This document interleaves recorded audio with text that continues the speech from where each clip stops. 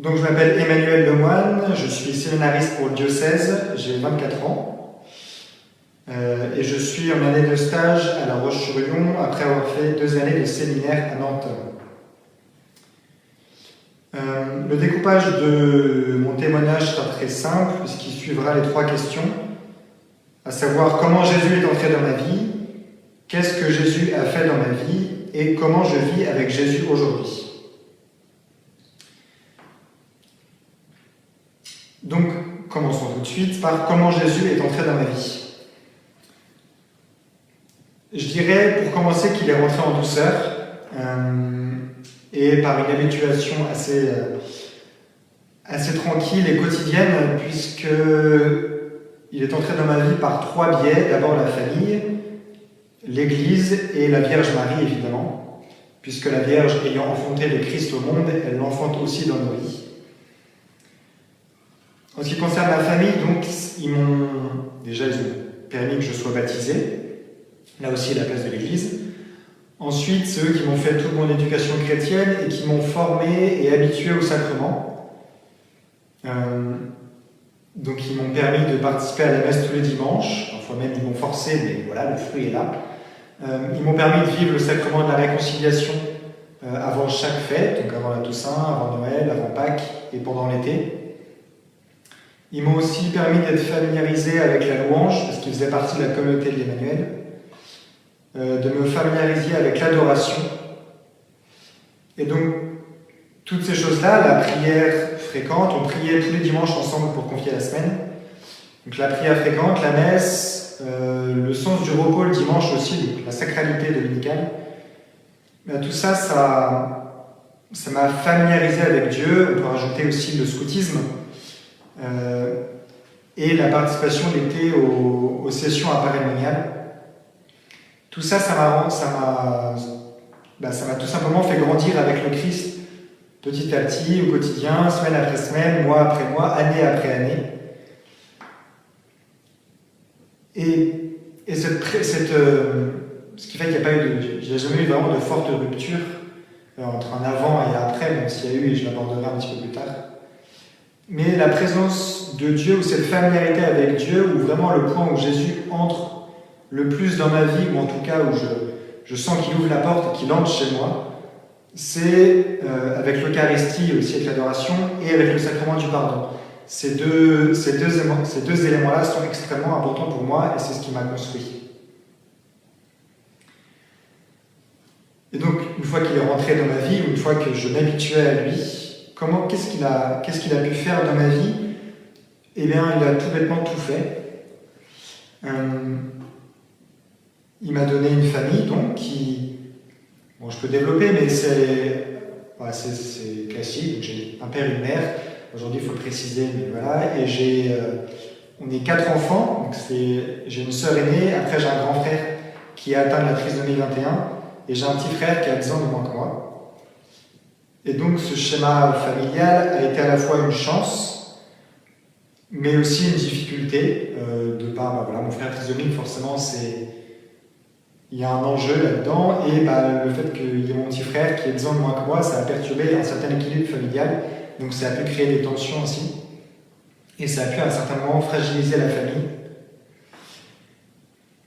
Mais cette famille que le Christ m'a donnée, on ne choisit pas sa famille, mais on choisit ses amis, mais cette famille que le Christ m'a donnée, c'est celle qui m'a permis de le rencontrer, et c'est celle qui m'a permis de le rencontrer comme étant le bien-aimé, comme étant un Dieu de tendresse, un Dieu de miséricorde, un Dieu d'amour, un Dieu qui est proche, pas un Dieu lointain.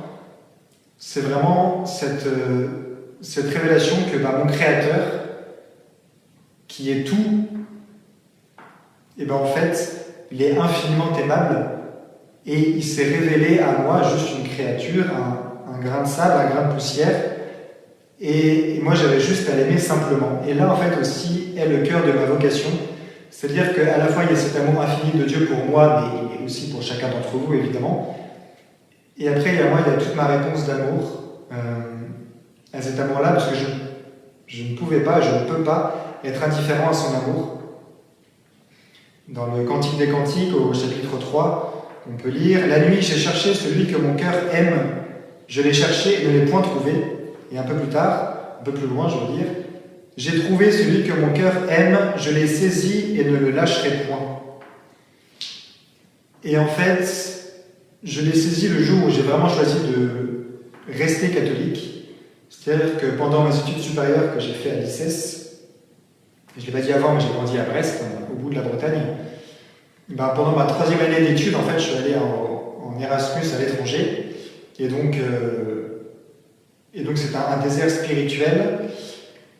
Plus ça se combine avec le fait que j'étais loin de ma famille. Enfin bref, il y a beaucoup d'éléments qui rentrent en jeu. Mais toujours est-il que c'était un vrai temps de désert. Et on peut ajouter aussi à ça que j'allais juste après rentrer dans le cycle Saint Jean-Paul II pour discerner ma vocation. Donc il y avait un vrai enjeu spirituel. Et là, je me suis vraiment posé la question, ok, est-ce que Dieu existe? Est-ce que ce qu'il a fait pour moi, s'il existe, est-ce que c'est vrai? Est-ce que c'est faux? Enfin, j'ai remis beaucoup de choses en question.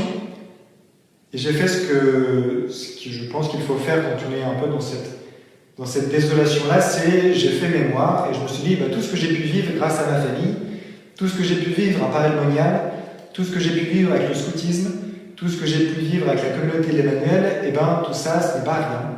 Ça ne peut pas être rien. Et donc, je choisis Dieu. Et à partir de là, comme je l'ai dit dans le Cantique des Cantiques, je l'ai saisi et ne le lâcherai point. Parce que le Seigneur, ce qui est aussi magnifique, c'est que lui est parfaitement fidèle et donc il ne m'a jamais lâché, dans le bon sens du terme. Il y a un psaume qui dit, je crois, je suis allé à droite, tu étais, à gauche, tu étais, au loin, tu étais, derrière moi, tu étais. Dieu est partout, ça peut avoir un côté affolant, mais en fait, c'est un côté extrêmement beau et extrêmement touchant. Et c'est aussi cette proximité, cette tendresse de Dieu qui m'a profondément sauvé. C'est-à-dire que j'arrivais à un point aussi dans ma vie assez récemment, puisque on peut parler d'une certaine guérison, a eu lieu il y a moins d'1 an. En fait, j'étais extrêmement désespéré. Désespéré de ce que j'étais, de mon péché. Donc il y a de l'orgueil derrière, il ne faut pas chercher bien loin. Mais j'étais désespéré et il y avait une véritable lutte en moi, puisque le démon jouait avec moi à travers 3 points, à savoir le perfectionnisme, l'idéalisme et le volontarisme. Alors c'est des grands mots, mais ce sont aussi des gros mots.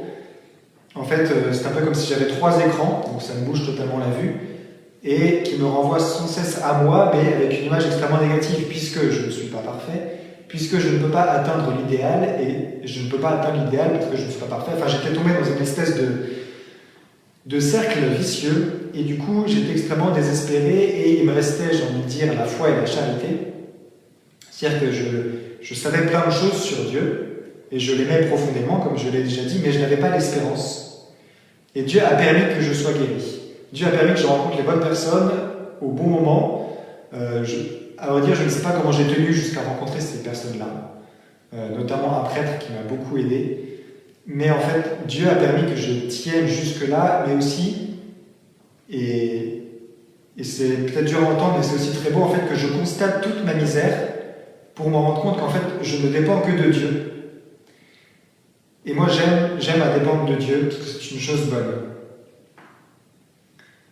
Donc oui, le Seigneur m'a sauvé. Qu'est-ce qu'il a fait? Il a tout fait, comme je disais au tout début de cette réponse. Mais maintenant que je sais qu'il a tout fait pour moi, comment est-ce que je vis avec lui aujourd'hui?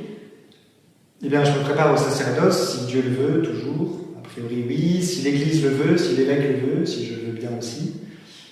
Donc, je vis un temps de fiançailles où, comme pour tout fiancé, on apprend à se découvrir l'un l'autre. Alors Dieu me connaît déjà extrêmement bien, mais moi j'apprends à le connaître, à travers la théologie, et je l'aime de plus en plus pour ce qu'il a fait pour nous. Voilà, je suis toujours émerveillé devant l'abaissement, c'est-à-dire qu'on est quand même face à un Dieu qui est tout, qui est Dieu, et en fait il a quand même choisi de devenir homme, de se faire proche de nous et de mourir sur une croix, alors qu'il est innocent, pour moi et pour vous, donc pour nous. Rien que ça me fait aimer plus Dieu, même si j'ai peut-être l'amour d'un béacoup vous voyez l'image, n'empêche que je l'aime de tout ce que je peux l'aimer. Et pareil, je continue de découvrir dans les sacrements, dans la prière des psaumes que permet de vivre la liturgie des heures, dans la vie fraternelle également, puisque cet amour que Dieu me donne, je ne peux pas le garder pour moi, et je choisis de le partager avec mes frères. et je choisis d'aimer mes frères. Je peux également citer le chapelet. Sans pouvoir expliquer exactement ni le pourquoi ni le comment, j'ai une vraie proximité avec la Vierge Marie, puisqu'elle m'a toujours soutenu dans les moments difficiles. C'est notamment elle qui m'a aidé à tenir dans le désert spirituel à l'étranger, que j'évoquais tout à l'heure. C'est une véritable mère que j'ai appris à connaître dès mon enfance, parce que je me souviens, en Louveteau, notre aumônier, le conseiller religieux nous avait dit que la Vierge Marie aimait beaucoup les enfants, et donc elle répondait à toutes leurs prières. Je me suis dit, très bien, je vais prier un peu la Vierge Marie, et j'avais trouvé un tisonnier dans la boîte de l'outil de mon père. Et je m'étais dit, je vais prier une dizaine tous les soirs, et donc je ne sais pas combien de temps j'ai tenu, peut-être juste quelques jours, peut-être 2 semaines, peut-être 1 mois, peut-être plus, mais toujours est-il que je sentais cette présence de la Vierge Marie. Et donc elle est pour moi véritablement une mère, si bien que la manière dont je vis avec Jésus aujourd'hui, même si j'ai conscience, je sais très bien que je ne fais pas le bien que je voudrais faire, et je fais le mal que je ne voudrais pas faire, et en fait, j'essaie de m'abandonner toujours plus au Christ, puisqu'il est tout. J'essaie de l'aimer toujours de plus en plus. J'essaie de me montrer toujours plus fidèle. Et je parlais au tout début du Sacré-Cœur de Jésus, notamment avec la ville de Paris-Monial. J'ai grandi avec cette phrase, Seigneur Jésus, cœur sacré de Jésus, j'ai confiance en toi. C'est une manière où tous les jours, c'est un nouveau choix à faire, de rechoisir Jésus. En conclusion, j'aimerais vous chanter un psaume que j'apprécie particulièrement. C'est le psaume 114. Si jamais vous le regardez avec votre psautier. J'aime le Seigneur, il entend le cri de ma prière. Il incline vers moi son oreille, toute ma vie je l'invoquerai. J'étais pris dans les filets de la mort, retenu dans les liens de l'abîme. J'éprouvais la tristesse et l'angoisse. J'ai invoqué le nom du Seigneur. Seigneur, je t'en prie, délivre-moi. Le Seigneur est justice et pitié. Notre Dieu est tendresse. Le Seigneur défend les petits. J'étais faible, il m'a sauvé. Retrouve ton repos, mon âme, car le Seigneur t'a fait du bien. Il a sauvé mon âme de la mort, gardé mes yeux des larmes et mes pieds du faux pas. Je marcherai en présence du Seigneur, sur la terre des vivants. Gloire au Père et au Fils et au Saint-Esprit, pour les siècles des siècles.